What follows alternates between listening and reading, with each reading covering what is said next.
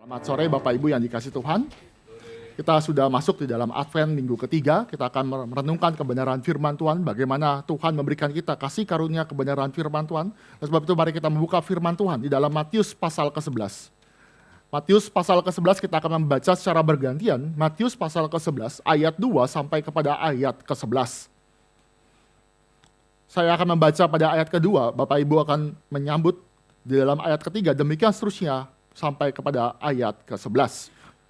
LAI memberi judul Yesus dan Yohanes Pembaptis. Di dalam penjara, Yohanes mendengar tentang pekerjaan Kristus. Ayat 3, Bapak Ibu.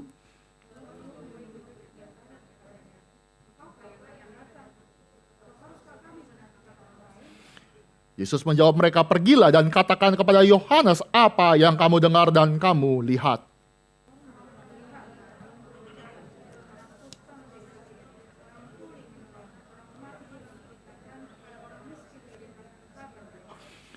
Dan berbagilah orang yang tidak menjadi kecewa dan menolak aku.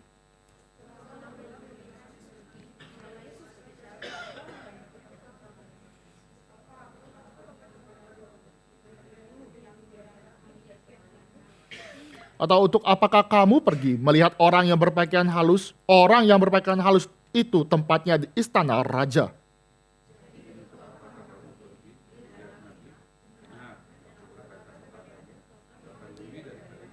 Karena tentang dia ada tertulis, lihatlah aku menyuruh utusanku mendahului engkau, yang akan mempersiapkan jalanmu di hadapanmu.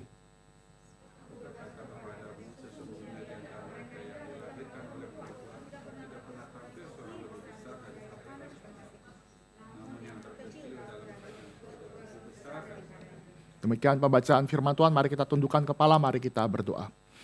Bapa kami yang bertata dalam kerajaan surga, kiranya Tuhan memberkati kami yang datang, menantikan kedatangan Kristus yang kedua kali. Kami masuk dalam Advent yang ketiga, biar kami pun dipersiapkan. Tuhan pimpin pemberitaan firman Tuhan. Baik hamba-Mu yang memberitakan kebenaran firman Tuhan, juga masing-masing yang mendengarkan kebenaran firman Tuhan. Biarlah kami semakin teguh bahwa Kristus Yesus adalah Tuhan dan Juru Selamat. Dan Kristus itu akan datang kembali. Dan kiranya Tuhan mempersiapkan kami dengan kebenaran firman Tuhan. Terima kasih ya Bapak, kami juga berdoa untuk RI Depok yang merayakan Natal pada hari ini. Kiranya Tuhan memberkati, baik dari panitia, pengkhotbah. Kiranya Tuhan saja yang memberikan segala kemuliaan bagi orang-orang yang setia melayani Tuhan. Dan kiranya kemuliaan itu kembali juga kepada Engkau yang mengutus, yang memberkati gereja-Mu ini. Terima kasih ya Bapak. Di dalam nama Tuhan Yesus kami berdoa. Amin. Bapak Ibu yang dikasih Tuhan, berbicara tentang Advent. Advent itu menantikan, kita menunggu orang. Kita menunggu kedatangan. Bapak Ibu kalau menunggu itu malas Bapak Ibu. Bapak Ibu pernah janjian sama seseorang, janji jam 1, tapi ternyata jam 1 belum datang. Jam 1 belum datang juga. Ditunggu setengah jam, masih juga belum datang. Ditunggu lagi 1 jam, enggak datang-datang. Sampai kita datang ke rumahnya, ternyata belum siap, belum mandi. Bapak Ibu emosi. Kenapa? Kita sudah tunggu capek-capek, janji jam berapa, ekspektasi kita apa. Ternyata orang itu tidak mempersiapkan diri. Bahkan kita lihat ada ekspektasi dan berharap orang itu siap sedia ketika dijemput. Ternyata orang ini tidak siap. Bapak Ibu, berbicara tentang menunggu itu membosankan, melelahkan, dan begitu capai. Tapi kita berbicara lebih jauh lagi. Karena kita menunggu bukan orang yang tidak dikenal. Kita menunggu Kristus Yesus yang sudah datang. Dan berbicara Natal, bukan berbicara Natal adalah perayaan yang terjadi. Ya, perayaan sukacita yang terjadi hanya ke dalam kedatangan yang pertama. Betul, itu ada. Tetapi Advent juga berbicara kita, gereja, mempersiapkan kedatangan yang kedua. Maka seharusnya gereja Tuhan, umat Tuhan, adalah umat yang selalu menanti dan punya kemampuan menunggu dengan benar. Bapak Ibu, menunggu itu bagian dalam tradisi gereja. Saya katakan menunggu, karena di dalam firman Tuhan, sejak manusia jatuh di dalam dosa. Kitab Kejadian pasal ketiga, Allah berjanji. Dan ketika Allah berjanji akan mendatangkan keturunan perempuan, Allah berjanji itu, maka manusia itu menunggu kapan waktunya Tuhan. Allah memberikan keturunan perempuan itu.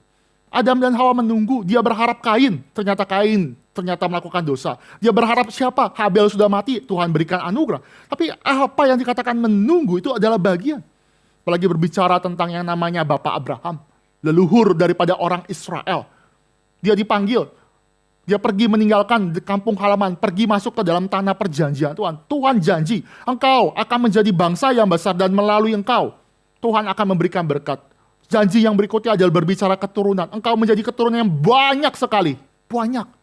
Tetapi permasalahan yang terjadi adalah Abram dan juga Sarah itu adalah orang yang lanjut usia. Mandul istrinya, tidak mungkin. Tapi Tuhan berjanji, maka apa yang terjadi? Abram dan Sarah menunggu waktunya Tuhan.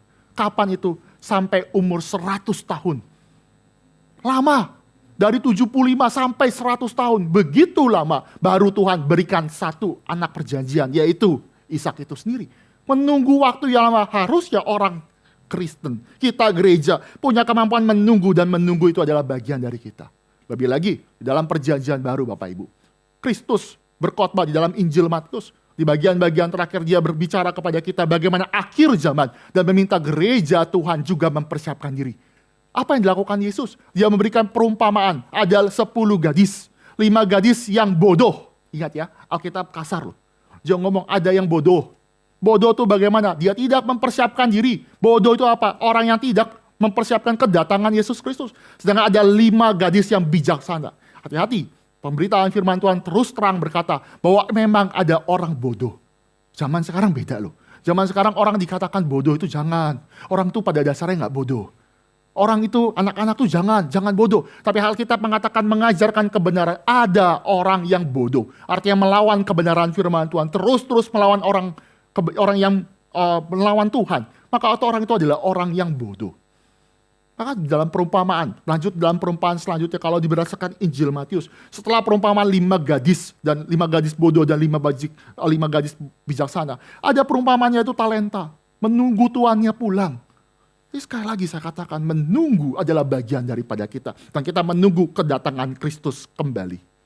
Tetapi di dalam menunggu, saya tahu di dalam menunggu ada keraguan. Ada yang namanya, apakah benar saya harus nunggu? Kristus itu 2000 tahun yang lalu, sampai sekarang belum ada datang juga, sudah lama, kami sudah lupa. Maka secara sekarang, Advent minggu ketiga, saya akan membicarakan bagaimana apa yang dikatakan pelajaran dari Alkitab di dalam menghadapi keraguan ketika menunggu kedatangan Yesus Kristus. Yang pertama, keraguan dituliskan di dalam Alkitab secara jujur. Alkitab adalah Alkitab yang jujur. Keraguan seharusnya kalau kita percaya dan beriman, keraguan itu tidak ada.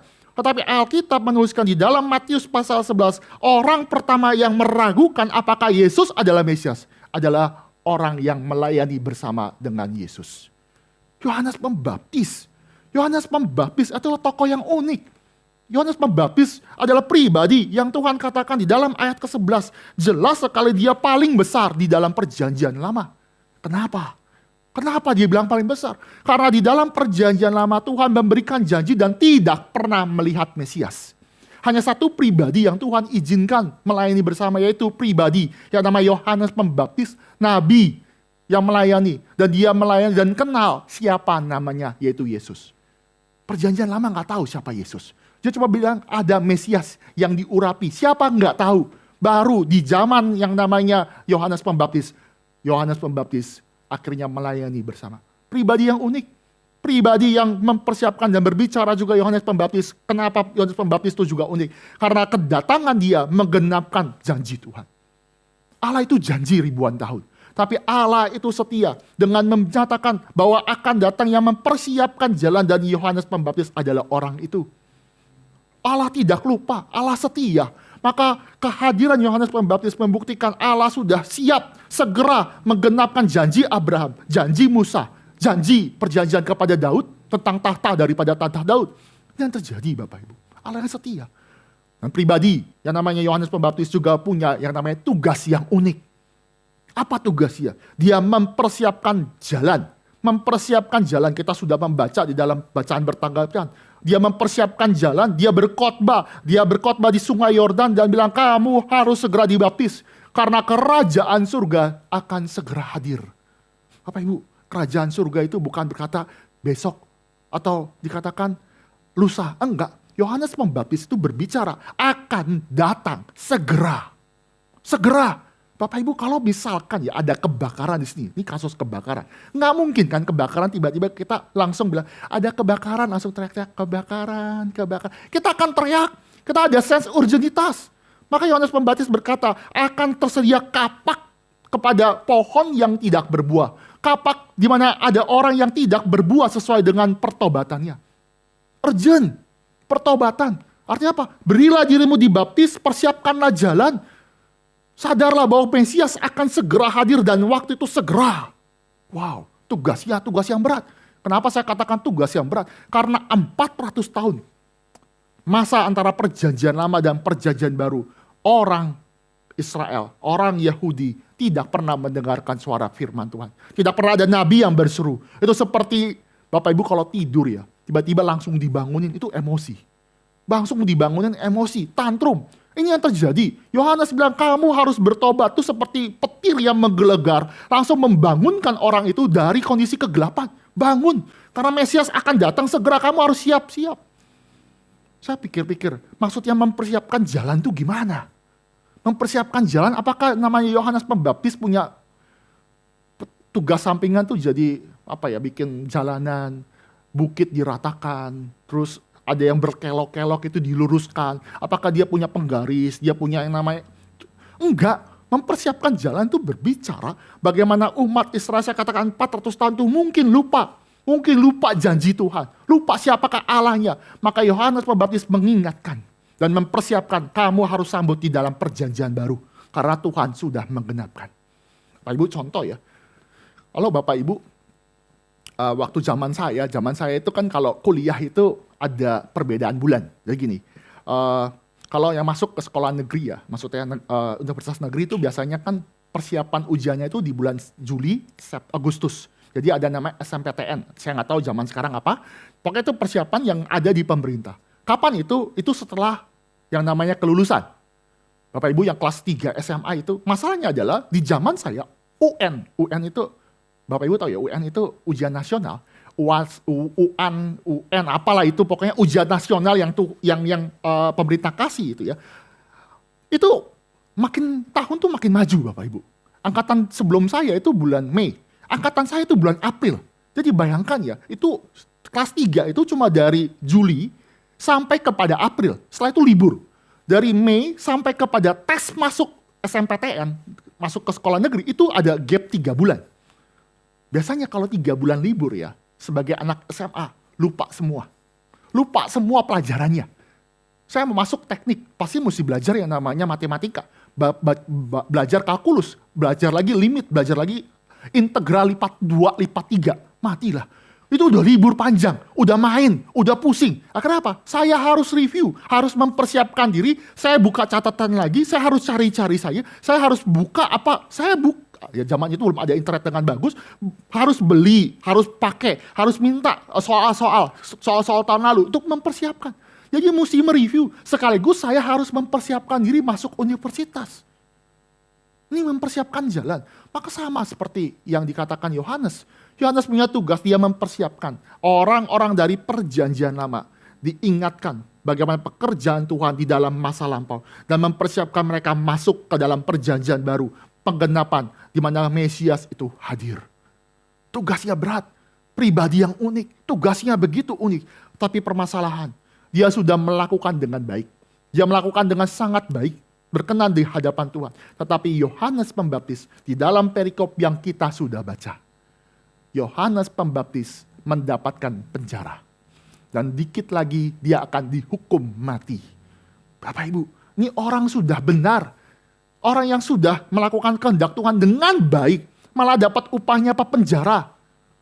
Bukan penjara 1 hari, 2 hari, 3 hari, atau 1 bulan. Josephus, seorang sejarawan Yahudi yang orang tidak percaya, dia berkata bahwa Yohanes Pembaptis kemungkinan besar minimal 1 tahun dipenjarakan di penjara.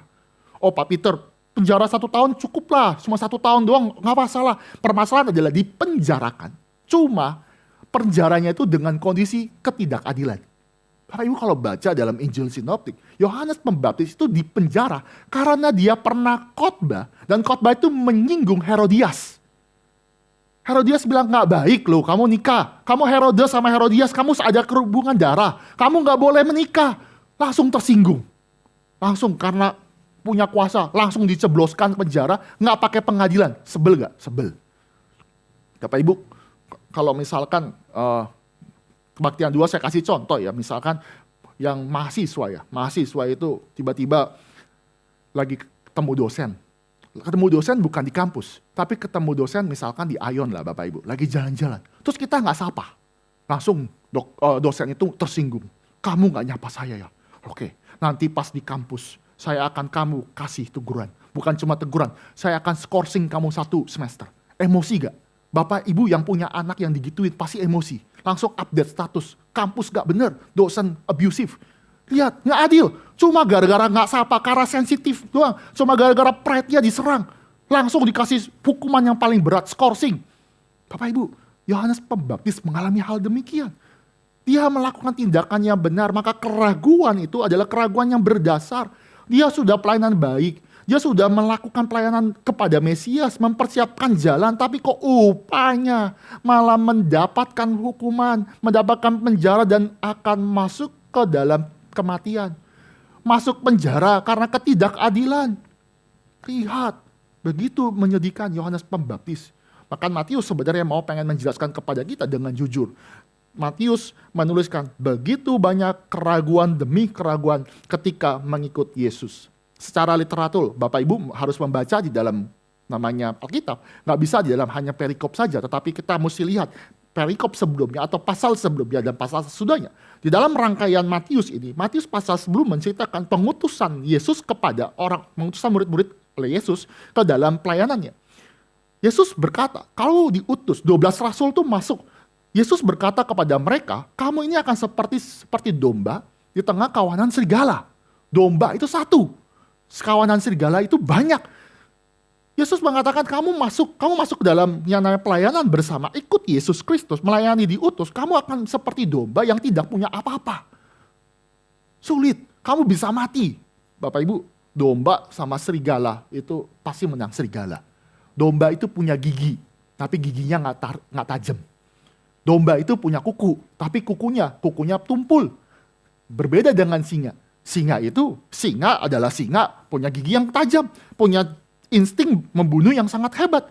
Dia berkelompok, dia memburu secara berkelompok. Maka domba itu nggak mungkin menang ketika masuk dalam kawanan serigala. Maka Yesus mau memberikan penjelasan. Kalau kamu ikut aku, kamu akan mendapatkan penganiayaan, bahkan kematian. Ada muncul keraguan. Masa Mesias yang harusnya menang, harusnya triumph, harusnya mengalahkan Romawi, malah menjabatkan pengikut-pengikutnya malah kematian. Bapak Ibu kalau diajak pelayanan seperti ini, mau gak? Malam Natal pujian-pujian part 2. Tapi apa resikonya? Resikonya kamu akan, kalau diludahin oke lah ya. Ludahin juga tersinggung orang. Nggak cuma dipukulin. Bukan hanya dipukulin, kamu ditinggalkan di tengah jalan. Kita nggak akan ikut. Kalau dia ikut, seru juga ya. Tapi saya rasa enggak lah. Kita nggak sampai ke sana. Enggak. Tapi Yesus mengatakan, kalau kamu pelayanan ikut Yesus, kamu akan mendapatkan rejection. Bahkan ini muncul keraguan apa benar. Maka keraguan yang paling pertama itu Yohanes Pembaptis untuk memberikan kejujuran bahwa ikut Yesus ada keraguan dan keraguan itu adalah hal yang baik. Hal yang baik nanti saya akan bahas di poin kedua. Tapi saya lihat kenapa sih Yohanes Pembaptis? Apa sih penyebab keraguan Yohanes kepada Mesias, kepada Yesus? Karena ekspektasi daripada Yohanes Pembaptis kepada Mesias itu adalah ekspektasi sesuai dengan komunitas Yahudi. Mereka mengharapkan, orang-orang Yahudi mengharapkan, kalau Mesias hadir, maka Romawi akan dikalahkan, Mesias akan bertata, yang namanya bait suci kerajaan Daud dan kerajaan Salomo itu akan bertata. Bait suci itu akan makin besar dari lapisi emas. Keren, triumph. Ekspektasi mereka seperti itu. Yohanes berpikir, oke lah saya di penjara, sekarang Mesias sudah bertata, Mesias sudah melakukan pelayanan yang sangat baik, maka Yohanes Pembaptis punya pemikiran, oke, nanti akan saatnya Herodes akan dipenjarakan, Yohanes Pembaptis akan berjaya, karena apa? Bersama-sama dengan Mesias. Itu ekspektasinya. Harusnya Herodes yang dipenjarakan, dihukum mati, bukan dirinya. Ekspektasinya berikutnya adalah harusnya Mesias ini jangan duduk bersama-sama dengan pemungut cukai, orang-orang berdosa, perempuan-perempuan sundal, perempuan-perempuan yang nggak benar. Bapak Ibu, tadi saya kasih ilustrasi juga, contoh ya, bukan ilustrasi, contoh tapi nggak nyata ya. Misalkan Bapak Ibu ya, hamba Tuhan, saya, Pak Jeko ya, kemarin tadi juga ada Pak Saud, ada Bu Fitri, Pak Tamal ada di Depok, jadi nggak dimasukkan. Misalkan hamba Tuhan itu setiap Sabtu Minggu di gereja. Tapi Senin sampai Jumat di tempat-tempat diskotik. Saya nggak tahu diskotik di sini di mana ya. Saya nggak tahu dan nggak perlu cari tahu. Bayangkan kalau tiap Senin sampai Jumat saya biasa minum-minum negatif ya. Minum-minum terus kumpul bersama dengan perempuan-perempuan yang berzina, bersinda. Bapak Ibu kami mikir, ini hamba Tuhan apa? Ya kan? Hamba Tuhan seperti apa? Ini yang terjadi. Ini bayangan dari Yohanes Pembaptis. Kok Mesias malah duduk-duduk di tengah-tengah orang berdosa, orang yang nggak layak, orang yang sebenarnya berdosa dan harusnya masuk jadi bahan bakar api neraka. Kok malah Mesias bersama-sama? Lihat ya, Yohanes Pembaptis punya ekspektasi karena dibangun oleh komunitas. Harusnya Herodes yang dihukum. Harusnya Yesus itu bersama-sama dengan orang benar, bersama dengan dirinya. Bukan sama orang-orang yang berdosa. Dan lebih lagi, Injil Sinoptik juga mencatatkan kisah ini dalam Lukas. Dalam Lukas itu justru perikop yang di versi Lukas ya, bukan versi Matius. Versi Lukas menjelaskan keraguan Yohanes Pembaptis. Sebelum keraguan itu, Lukas mencatatkan Yesus melakukan penyembuhan kepada perwira di Kapernaum. Kapernaum adalah penjajah. Kapernaum itu harusnya tidak mendapatkan kesembuhan. Kapernaum itu adalah orang yang jahat, perwira yang menjajah Israel. Harusnya dia mendapatkan api seperti Sodom dan Gomora. Kok Mesias ini malah memberikan belas kasihan kepada orang kafir? Maka Yohanes Pembaptis mikir, ini Mesias apa? Mesias bagaimana? Mesias gak sesuai ekspektasi. Dan Yohanes Pembaptis memikirkan Mesias berdasarkan parameter, berdasarkan apa yang pemikiran kita. Dan Yohanes Pembaptis juga gagal paham. Gagal melihat namanya big picture rencana Allah. Yohanes Pembaptis orang besar, tapi dia tidak melihat karya Allah secara utuh. Bahwa kedatangan Yesus Kristus dilakukan dengan dua tahap. Tahap pertama memberikan yang nama pemulihan, pembebasan dari dosa. Baru di dalam karya keselamatan, baru selanjutnya kedua. Kedatangan kedua baru di dalam pembalasan. Atau dikatakan dengan judgment, the last judgment, penghakiman terakhir. Yohanes tidak mengerti. Contoh ya Bapak Ibu ya, saya waktu SMP, SMA, SMP ya, SD, SMP ya, itu saya lupa dengan jelas, SMP, SMA itu, saya itu dibelikan papa saya PlayStation 1. Sekarang udah PS5, yang tahu ya, PS1.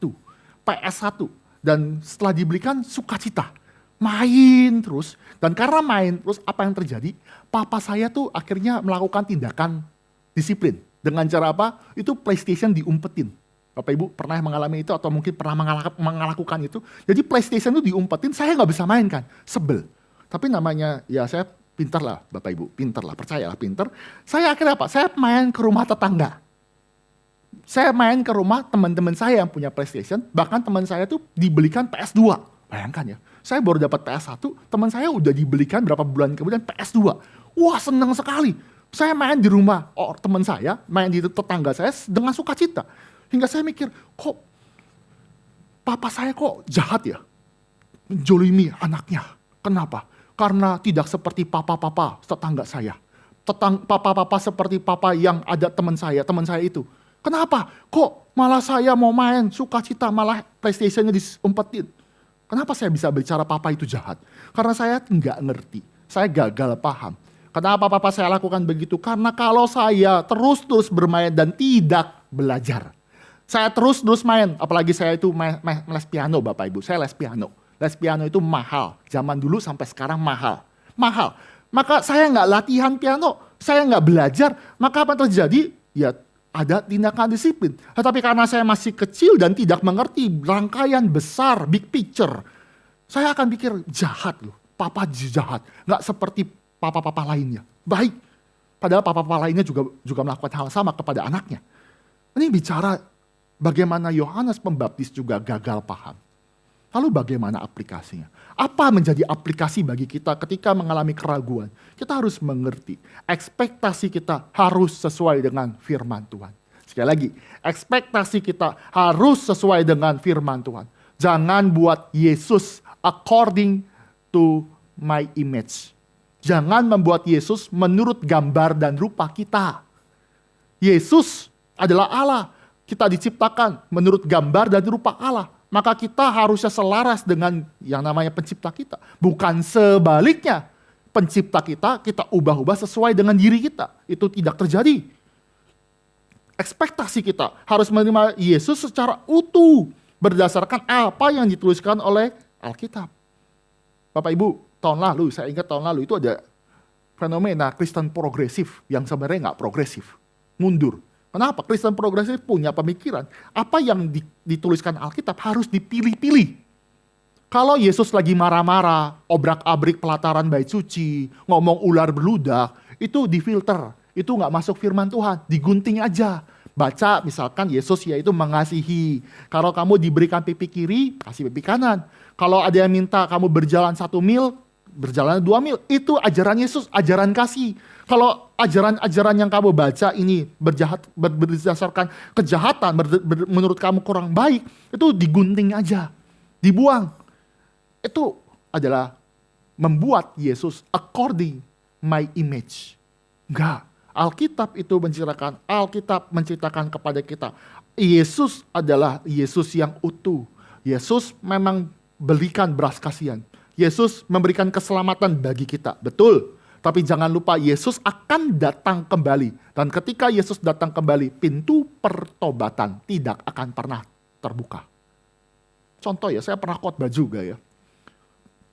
Ketika berbicara tentang Nuh, Bapak Ibu Nuh itu melayani Tuhan, itu 120 tahun sampai akhirnya hujan dan akhir air bah. Dia 120 tahun, dia bikin perahu, bikin kapal, bahtera itu di daratan. Orang gila, bikin perahu di daratan. Dia bikin perahu itu lama 120 tahun, dan 120 tahun dia menurut Petrus dan Yudas, Nuh itu mengabarkan Injil kepada orang-orang tetangga-tetangganya, tetapi tetangganya mencemooh. Orang gila nih. Gila ya, bikin kapal di daratan, di gunung, itu kan gila. Gila banget. Akhirnya si Nuh itu 120 tahun mengabarkan Injil, tapi dapatnya cemooh. Akhirnya apa? Di dalam Kejadian, Nuh itu akhirnya masuk, Tuhan perintahkan masuk ke dalam bahtera. Sesuai dengan firman Tuhan ya, bahwa binatang-binatang sudah tutup. Yang nutup itu bukanlah Nuh. Bapak Ibu, yang nutup pintu bahtera itu adalah Tuhan yang tutup. Artinya apa? Ketika pintu sudah ditutup Tuhan, Nuh pun tidak bisa buka. Sekali lagi, Nuh pun gak bisa buka. Dia di dalam, dia sudah menerima keselamatan, sudah lepas dari bahaya namanya air bah itu. Dia mau dia mau memberikan pertolongan kepada tetangganya, memberikan pertolongan kepada orang-orang sekitarnya yang teriak-teriak. Dia pun tidak bisa. Kenapa? Karena sudah ditutup. Ini berita firman Tuhan. Kok sadis sih? Gereja Reform sadis. Itu fakta Alkitab. Ada Yesus yang masih memberikan pintu pertobatan dan kita syukuri. Tapi ada waktu Yesus memberikan pintu itu tertutup. Sehingga tidak ada lagi yang namanya pertobatan. Bapak Ibu, di dalam kisah Nuh, itu kan kalau misalnya banjir baru, kita kondisi banjir ini saya lagi berduka, saya tidak bermaksud menyinggung yang di Sumatera atau Aceh, saya tidak menyinggung. Tapi bayangkan kalau banjirnya itu baru semata kaki, baru yang namanya sebetis, baru sampai ke mungkin pinggang. Itu kan masih bisa ada pertolongan Bapak Ibu. Bisa teriak-teriak minta tolong, bisa teriak ke Nuh. Tapi sekali lagi Nuh tidak sanggup membuka pintu karena yang tutup pintu adalah Allah itu sendiri. Melihat secara utuh, Alkitab menceritakan kepada kita Yesus secara utuh. Kita melanjutkan ya, poin kedua, masuk ke dalam poin kedua. Keraguan itu adalah bukan tanda kegagalan, tapi bagian dari perjalanan iman. Karena di dalam Alkitab begitu banyak orang yang ragu. Tuhan izinkan contoh selain Yohanes Pembaptis, ada juga di dalam Perjanjian Lama, ada Nabi Elia. Nabi Elia pelayanan sukses Bapak Ibu. Dia KKR-nya itu di mana? Di Gunung Karmel. Kenapa Gunung Karmel? Gunung Karmel itu tempat penyembahan Baal. Pusat penyembahan Baal. Bayangkan ya, ini KKR langsung di tempat, di sarangnya. Dan berhasil menang dan membunuh nabi-nabi palsu. Sukses dong. Tapi apa yang terjadi? Ternyata dia melakukan KKR berharap yang namanya Raja Ahab itu bertobat. Ternyata apa yang terjadi? Raja Ahab itu lapor ke istrinya bernama Izebel. Izebel itu marah, nabi-nabinya itu mati.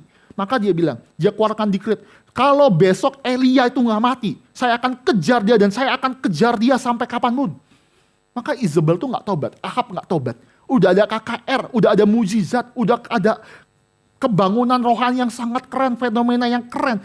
Ahab dan Izebel pun nggak tobat. Akhirnya Nabi Elia ini kabur, lari ke gunung Tuhan. Dan dia berseru kepada Tuhan, Tuhan lebih baik saya mati.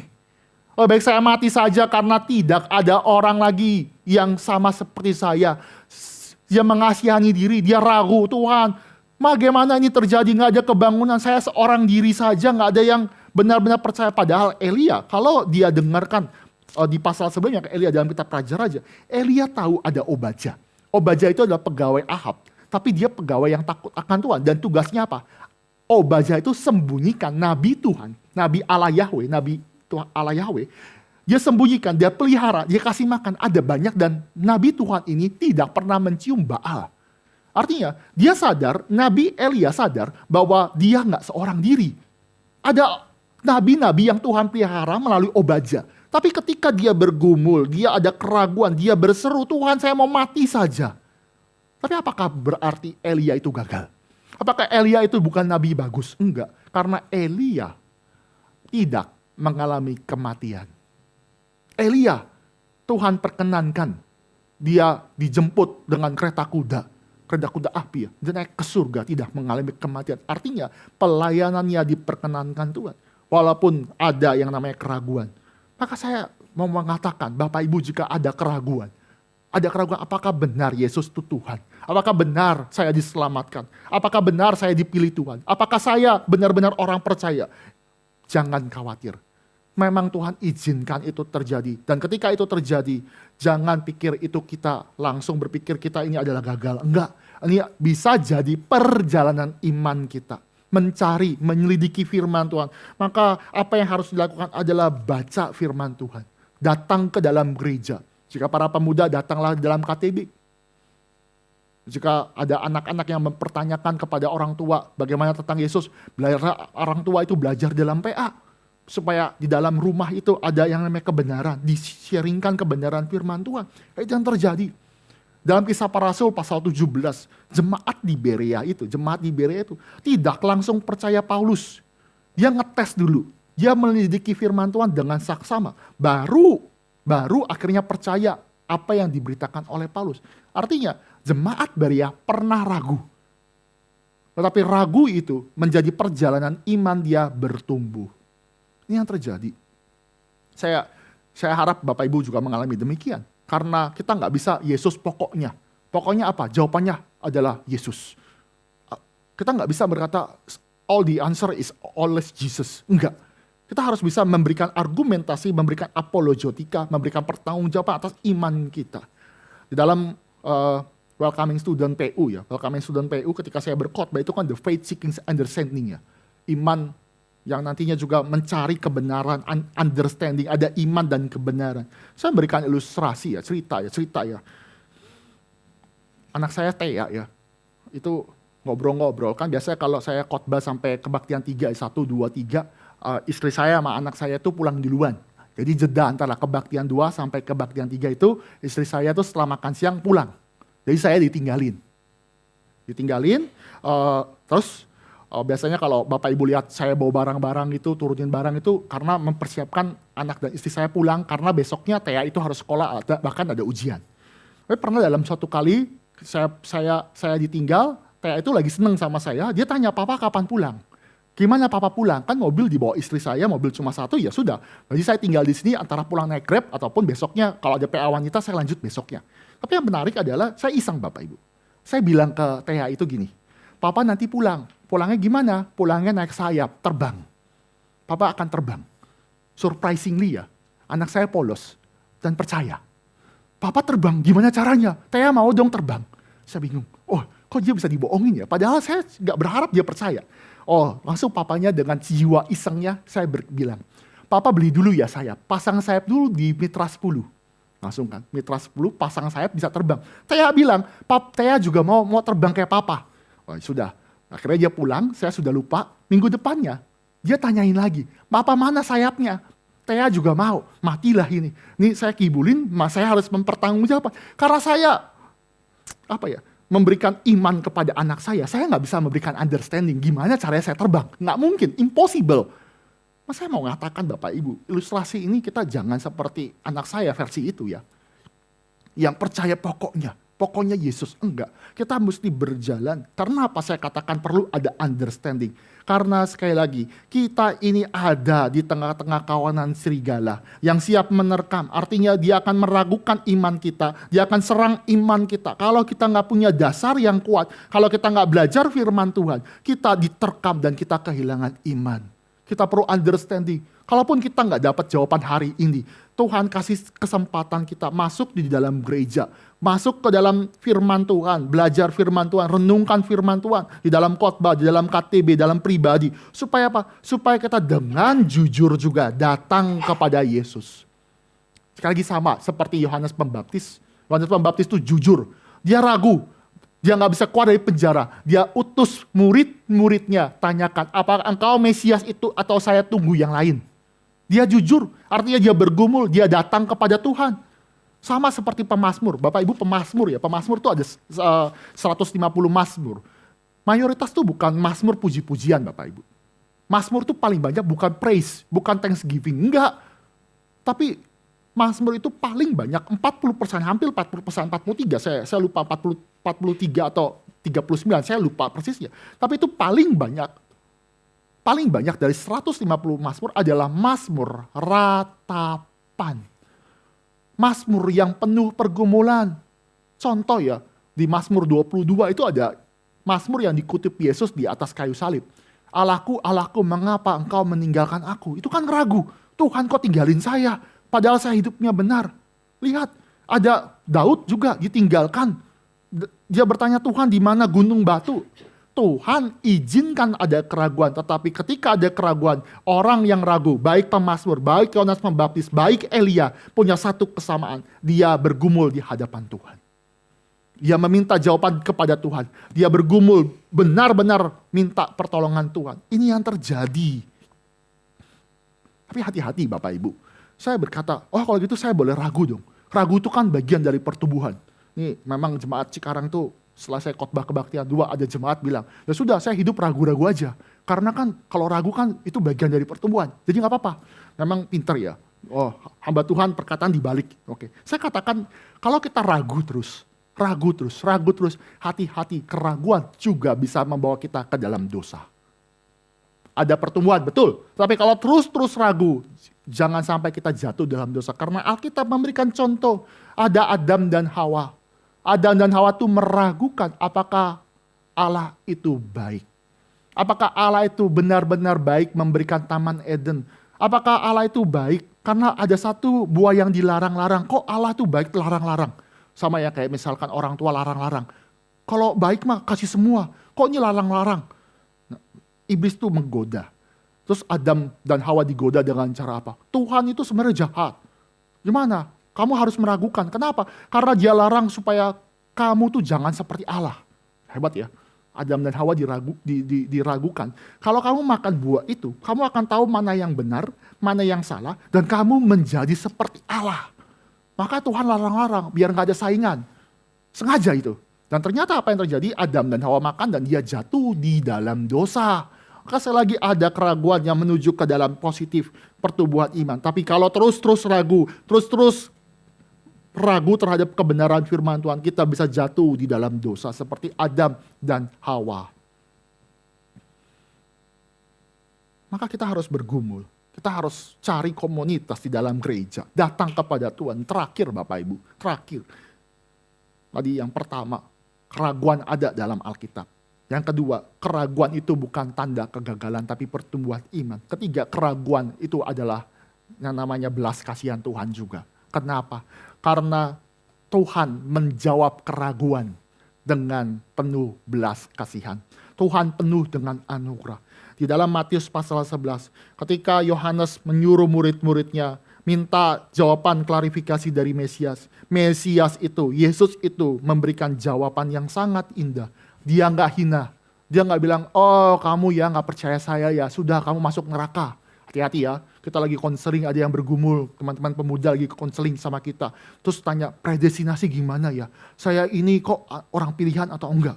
Terus langsung kita bilang, kamu ini gak percaya firman Tuhan. Sudah kamu, jangan usah datang lagi ke gereja. Enggak. Yesus tuh menjawab dengan penuh belas kasihan. Dia menjawab, dia memberikan konseling. Dia katakan, kamu lihat pekerjaan. Kamu lihat apa yang dikatakan, yang dituliskan, yang kamu dengar. Pada ayat 5, orang buta melihat. Orang lumpuh berjalan. Orang kusta menjadi tahir. Orang tuli mendengar. Orang mati dibangkitkan. Dan orang miskin diberitakan kabar baik. Artinya mau menciptakan Mesias itu hadir. Dan Mesias itu hadir dengan tanda-tanda yang ajaib. Ada mujizat. Saya katakan mujizat itu adalah bagian yang langka. Mujizat itu menandakan kerajaan surga sudah hadir. Kenapa? Karena mau membicarakan kepada kita, kalau mujizat itu sebagai tanda orang itu diutus Tuhan. Maka kalau kisah Musa ya, Bapak Ibu lihat di dalam kisah Exodus Musa ya, Musa itu dalam Keluaran, Exodus itu Keluaran. Itu Musa itu kan berargumentasi sama Tuhan. Ini argumentasi hebat ya. Terakhir dia ngomong, saya itu gak fasih lidah. Padahal dia berdebat sama Tuhan. Jadi sebenarnya dia fasih lidah Bapak Ibu. Sama ya, kalau hamba Tuhan tanya ke Bapak Ibu, mau pelayanan? Enggak. Tapi karena fasih lidah, kita bilang, enggak, saya enggak jago. Saya enggak jago ngajar sekolah minggu. Udah hebat nih, bisa berargumen. Terus bukan hanya itu, biasanya kalau argumentasinya kita, kalau diajak pelayanan tuh, saya tuh enggak layak. Padahal Tuhan tuh memampukan. Saya balik lagi ke Musa ya. Musa itu minta tanda. Tuhan kalau engkau benar utus saya, kalau ada yang tanya, siapakah saya? Siapakah saya? Siapakah benar saya diutus? Saya minta tanda. Dan Allah memberikan tanda dengan cara apa? Kamu masukin tangan ke dalam jubahmu, kamu akan jadi kusta. Dan kamu masukin lagi, kamu akan menjadi tahir. Ini mau menciptakan cuma Allah yang sanggup memulihkan, mentahirkan kusta. Karena pada zaman itu kusta itu kutukan. Maka Allah itu adalah Allah yang memberikan tanda ke Musa. Kamu kasih lihat tanda. Tanda ini adalah tanda yang pasti, ini adalah Allah yang sejati. Permasalahannya orang Israel sudah lihat 10 tanda yaitu itulah tetap belum percaya. Maka saya katakan ada juga tanda yang sebenarnya, tanda yang mujizat. Mujizat sama tanda sama di dalam Injil Yohanes. Tanda dan mujizat itu yang hanya spesifik kepada Mesias.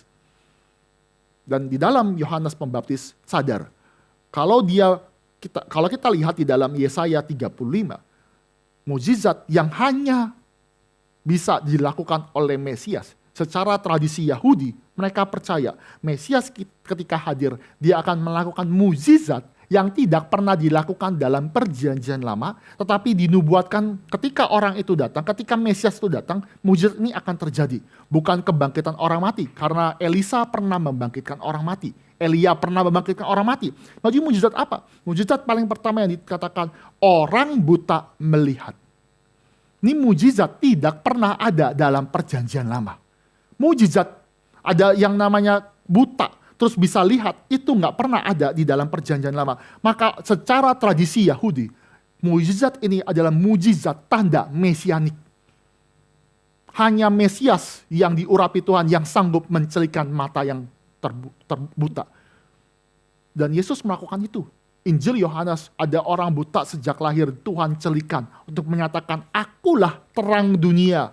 Aku bukan hanya mencelikan mata jasmanimu, tetapi Tuhan akan memberikan, akulah terang, aku akan membukakan mata hatimu supaya melihat Kristus adalah Mesias yang sejati, mujizat yang spesifik. Maka Yohanes Pembaptis itu ketika mendengar itu dia sadar, ini penuh belas kasihan. Ini Mesias yang dinantikan. Karena sesuai dengan perjanjian lama dan tanda ini adalah tanda yang sejati.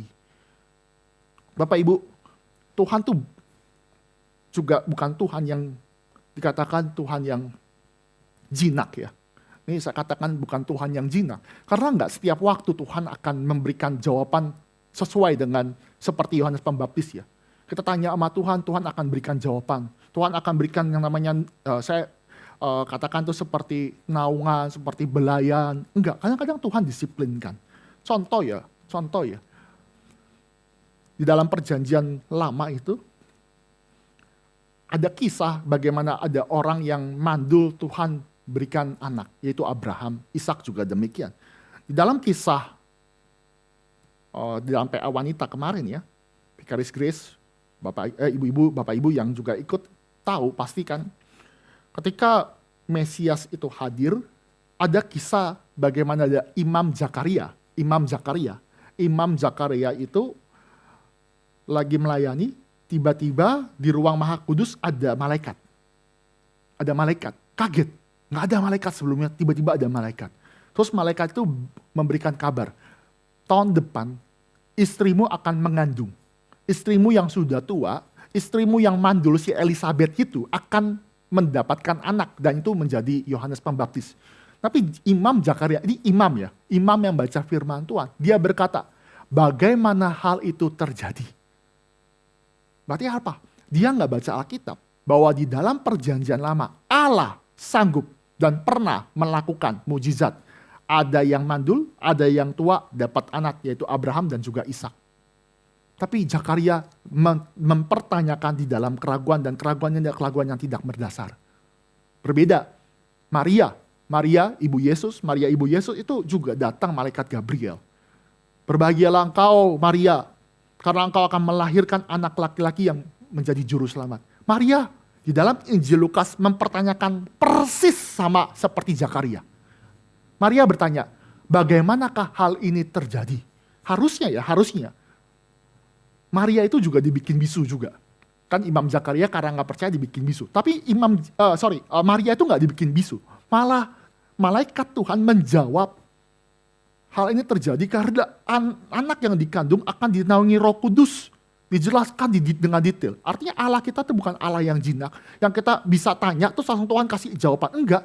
Allah kita adalah Allah yang penuh hikmat, dan kita nggak bisa atur-atur jawabannya. Maria itu nggak nanya, itu bukan dalam keraguan, tapi nanya itu karena dia nggak mengerti. Apakah mungkin yang namanya perempuan, kromosomnya X, Bapak Ibu, biologi, kromosom X bisa menghasilkan keturunan laki-laki, padahal perlu yang namanya sperma, Y itu dari sperma.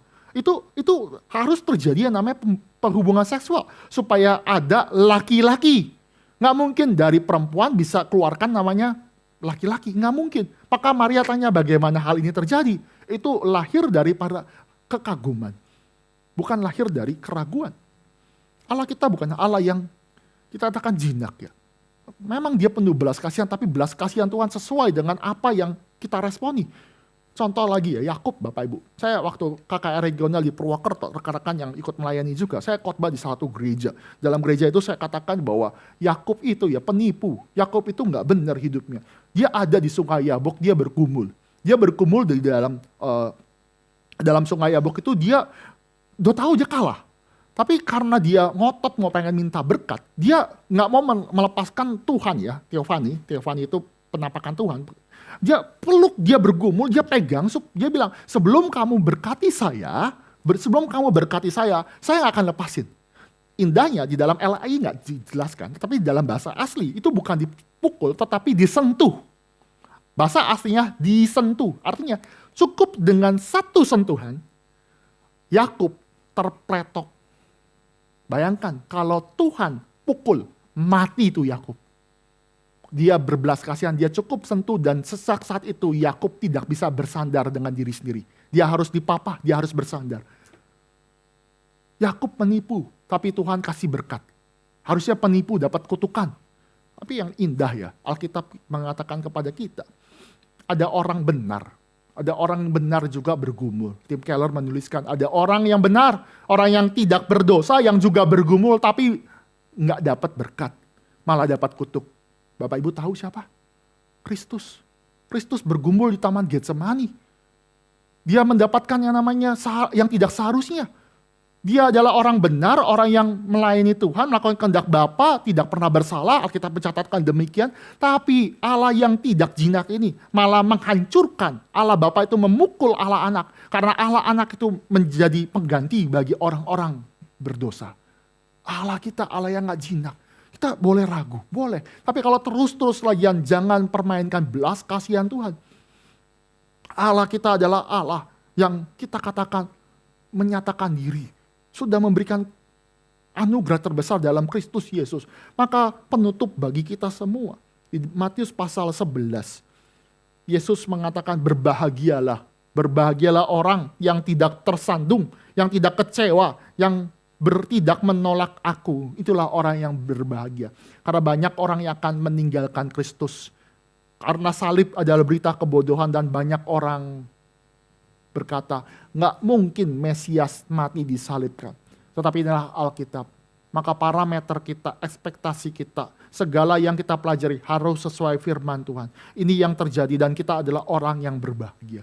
Kenapa kita berbahagia? Karena satu bagian firman Tuhan ya, di bagian 5 bagian terakhir ya, ayat 5 bagian terakhir dikatakan, Yesus juga memberitakan orang miskin kabar baik. Bapak Ibu, ini kalau baca ini agak nggak nyambung Bapak Ibu. Bapak Ibu gini ya, kalau teman kita datang kepada kita, pinjam dulu dong 100. Kalau pinjam 100, kita pasti responnya antara tidak atau kasih uang. Nggak mungkin kan ada orang pinjam 100, langsung kita beritakan Injil. Percayalah kepada Yesus, karena kamu adalah manusia berdosa. Ya ini mau minjem uang, kok malah dikasih pokok Injil? Kan nggak nyambung Bapak Ibu, ngerti ya? Orang kan nggak nyambung. Kenapa dikatakan Yesus berkata orang miskin akan mendapatkan kabar baik? Ini mau menceritakan kepada kita, orang miskin ini bukan orang miskin secara jasmani.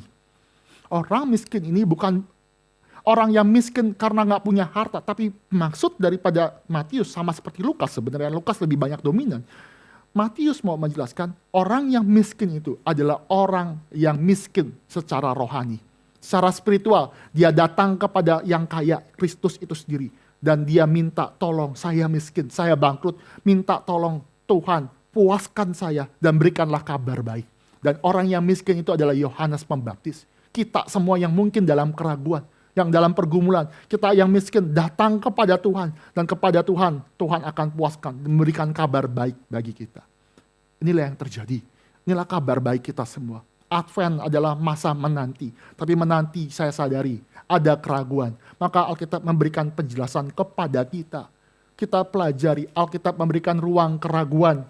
Kita jujur dari hadapan Tuhan dan keraguan itu menjadi perjalanan iman kita. Tapi kita juga harus tahu, ketika kita datang kepada Tuhan, kita juga harus datang dengan jujur, dengan anugerah. Kita datang kepada komunitas, kepada gereja, kepada Tuhan. Sehingga pergumulan kita, keraguan kita bisa dijawab. Kiranya firman Tuhan ini memberkati Bapak, Ibu, Saudara sekalian. Dan mempersiapkan kita di dalam hari Natal itu. Mari kita tundukkan kepala, kita berdoa. Allah Bapa kami yang bertata dalam kerajaan surga, sekali lagi kami mengucap syukur karena Engkau memberikan kami bukan jasmani saja. Tuhan memberikan kami yang terbaik, yaitu rohani. Bagaimana keselamatan sudah diberitakan bagi kami. Kami berdoa ya Bapak, ketika kami yang ada dalam pergumulan, baik dalam keraguan, ataupun dalam kedukaan, ataupun ada hal-hal yang lain. Kiranya Allah yang penuh dengan rahmat, cinta kasih yang memelihara, boleh memberikan jawaban. Dan jika pun kami adalah orang yang bodoh atau bebal, kiranya Tuhan pukul kami, tapi jangan biarkan belas kasihan-Mu lalu. Karena kami mau datang kepada Engkau. Berikan kami hati yang luas untuk dikoreksi. Berikanlah hati, termasuk hamba-Mu juga, untuk sama-sama melihat bagaimana kami dipersiapkan. Sadarilah kami, pimpinlah kami. Pakailah gereja ini ya Tuhan, untuk menjadi tempat bagaimana orang-orang yang bergumul di dalam keraguan boleh ditarik kembali. Iman mereka dikuatkan melalui gereja ini, melalui orang-orang sekitar, baik pemimpin-pemimpin KTB, orang-orang yang melayani dalam sekolah minggu, orang-orang yang melayani dalam PA. Tuhan pakai sehingga gereja ini sekali lagi boleh membawa jiwa dimenangkan kembali. Tuhan pakai, pimpin dan berkati, dan biarlah Tuhan memberikan buah. Di dalam nama Tuhan Yesus kami berdoa. Amin.